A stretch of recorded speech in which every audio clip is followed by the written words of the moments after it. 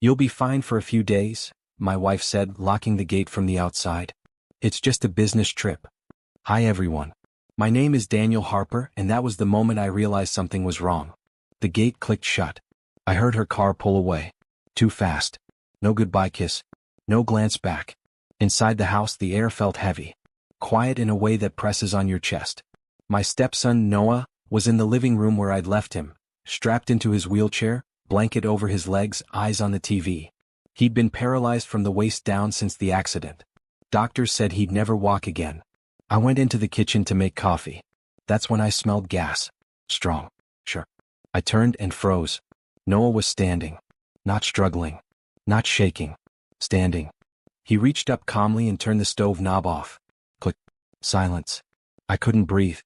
He looked at me, eyes steady, and put a finger to his lips. "Don't scream," he whispered. "Mom wanted it this way."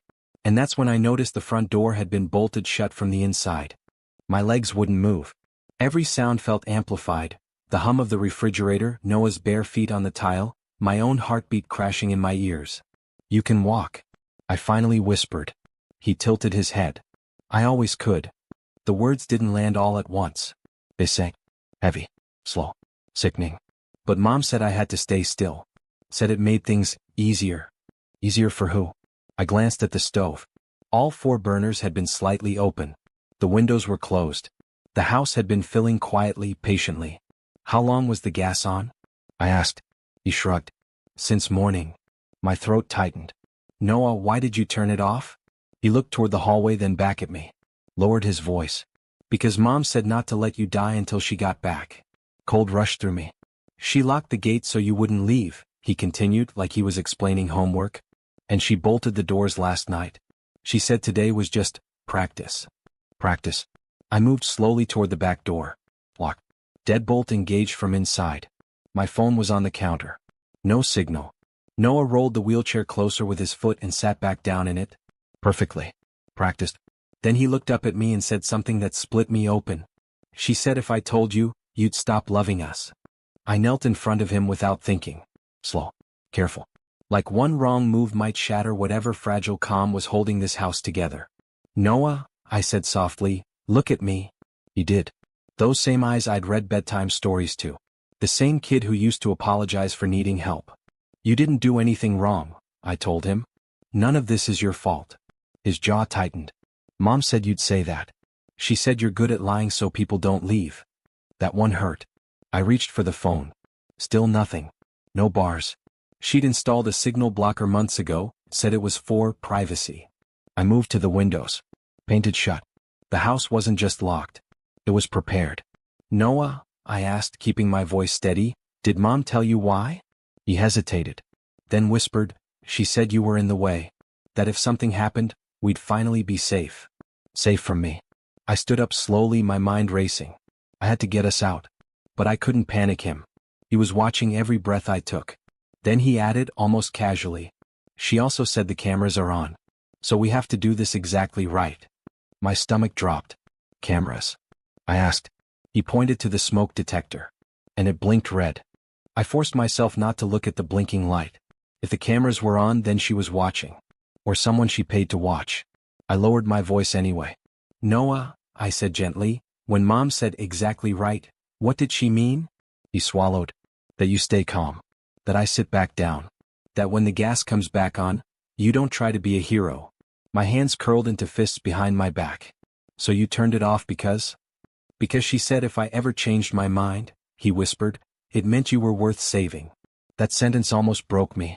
I glanced around the room again. The vents were taped. The smoke alarms disabled. This wasn't impulse. It was rehearsal. Planning. I moved closer to him, slow enough not to trigger fear. "You did the bravest thing possible," I said. "Now I need you to do one more." He looked up. "What?" "Help me make it look like nothing changed."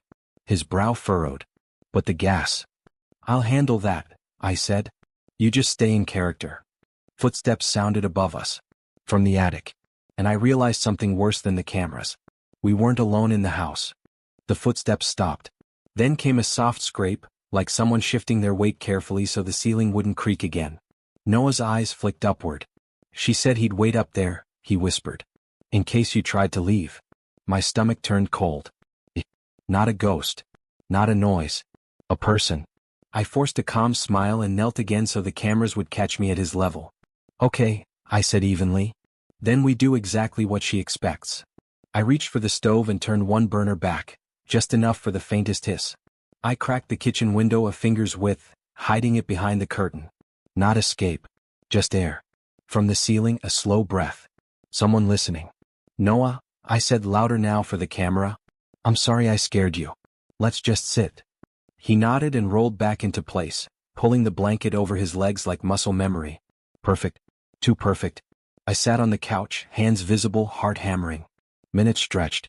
Then my phone buzzed. One bar, a text slipping through like a needle. Unknown, good. Stay calm. I'm almost home.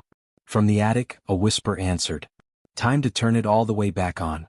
And the red light blinked faster. I didn't move. If I reached for the stove too fast, whoever was above us would come down. If I didn't, the gas would finish what she started. So I did the only thing I could do. I talked. I know you're scared, I said calmly, staring straight ahead so the camera would see my face, not my fear. I'd be scared too if someone told me love had rules. Noah's fingers tightened around the armrest. She said you'd try to trick me, he whispered. I'm not tricking you, I replied. I'm telling you the truth. Love doesn't ask kids to keep secrets that can kill people. The attic creaked again. The shoe shifting. Impatient. I stood slowly and walked to the breaker panel instead of the stove. What are you doing? Noah asked. Fixing something she forgot, I said. I flipped the main breaker. The house went dead. Lights out. Cameras off. Silence. From above us, panic. A sharp movement. A curse. In the dark, I leaned close to Noah and whispered, when I say run, you don't look back. You don't wait for me. But I can't. You can, I said firmly. You always could. Footsteps hit the attic ladder. Art. And then the front door rattled. She was home. The attic ladder creaked halfway down. The front gate scraped open. We were boxed in, predator above, betrayer outside. Noah, I whispered, do you remember the old crawl space under the stairs? He nodded barely. Go now.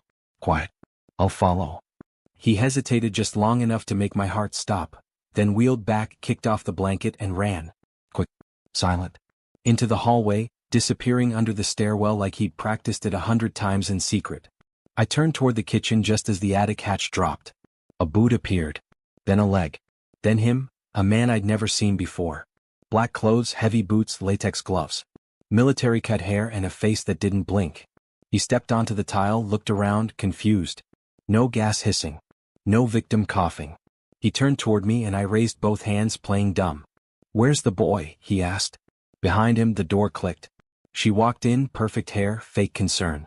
Oh, thank God, is it done? The man turned to her slowly. No, he muttered. You said it would be clean. And that's when he noticed. The blinking light was off. The cameras were dead. His eyes darkened. I don't clean up messes. She froze. What do you mean you don't clean up messes? The man didn't answer right away. He looked at me, then at the breaker panel, then back to her. The cameras were part of the deal. Full visual coverage. Insurance. You said I'd be protected. I didn't think. You didn't plan. His voice was ice now. She stepped back instinctively. I'll pay you double. He shook his head. You won't pay me anything. You breached the contract. And you left witnesses. He turned toward me like he might still finish the job, until he noticed the blinking on the floor. Not red. Blue. A small tracking beacon I had pulled from the crawl space. One Noah had secretly taped under the wheelchair months ago when his mother accidentally left him home alone for 10 hours. And now, it was synced. Within 30 seconds, headlights flooded the front windows. Police. 3 cruisers.